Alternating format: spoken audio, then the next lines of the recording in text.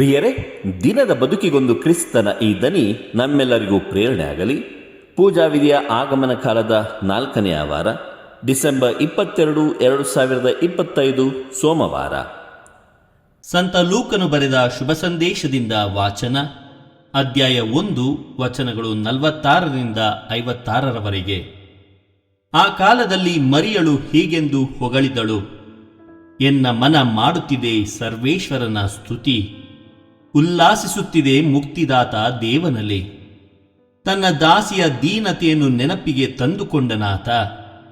ಧನ್ಯಳೆಂದು ಹೊಗಳುವರೆನ್ನನು ಇಂದಿನಿಂದ ಸರ್ವಜನಾಂಗ.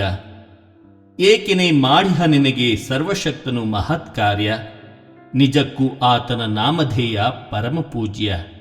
ಆತನಲ್ಲಿ ಭಯ ಭಕ್ತಿಯುಳ್ಳವರಿಗೆ ಆತನ ಪ್ರೀತಿ ತಲತಲಾಂತರದವರೆಗೆ.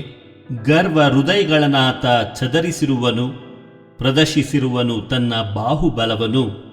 ಇಳಿಸಿಹನು ಗದ್ದುಗೆಯಿಂದ ಗಣಾಧಿಪತಿಗಳನ್ನು, ಏರಿಸಿರುವನು ಉನ್ನತಿಗೆ ದೀನ ದಲಿತರನು.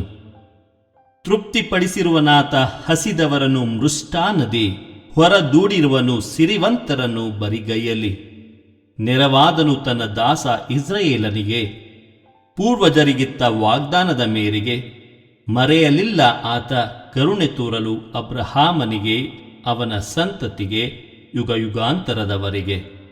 ಮರಿಯಳು ಸುಮಾರು 3 ತಿಂಗಳು ಎಲಿಜಬೇತಳೊಡನೆ ತಂಗಿದ್ದು ತನ್ನ ಮನೆಗೆ ಹಿಂದಿರುಗಿದಳು. ಪ್ರಭುವಿನ ಶುಭ ಸಂದೇಶ. ಕ್ರಿಸ್ತರೇ ನಿಮಗೆ ಸ್ತುತಿ ಸಲ್ಲಲಿ. ಚಿಂತನೆ: ಮರಿಯಳಂತೆ ನಮಗೆ ದೇವರು ನೀಡಿರುವ ವರದಾನಗಳಿಗೆ ಕೃತಜ್ಞರಾಗೋಣ. ಪ್ರಭು ಯೇಸು ಕ್ರಿಸ್ತರಲ್ಲಿ ಆತ್ಮೀಯರೇ, ಮಾತೆ ಮರಿಯಳ ದೀನತೆಯನ್ನು ಅಭಿವ್ಯಕ್ತಿಸುವ ಸ್ತುತಿಗೀತೆ ಇಂದಿನ ಶುಭ ಸಂದೇಶದ ಭಾಗವಾಗಿದೆ. ಮರಿಯಳು ಈ ಸ್ತುತಿಗೀತೆಯಲ್ಲಿ ಕೊಂಡಾಡಿರುವುದು ದೇವರ ಅಮೋಘ ಪ್ರೀತಿಯನ್ನು ಮತ್ತು ಔದಾರ್ಯವನ್ನೇ ಹೊರತು ತನ್ನ ಉನ್ನತಿಯನ್ನಲ್ಲ. ಆಕೆ ತನ್ನಲ್ಲಿ ಹೆಚ್ಚಳ ಪಟ್ಟುಕೊಳ್ಳಲಿಲ್ಲ. ಪ್ರಿಯರೇ, ತಗ್ಗಿರುವ ಪ್ರದೇಶ ಸದಾ ಹಸಿರಿನಿಂದ ಕೂಡಿರ್ತದೆ. ನೀರು ಓಡಾಡುವುದು ತಗ್ಗು ದಾರಿಗಳನ್ನು ಹುಡುಕಿಕೊಂಡೆ.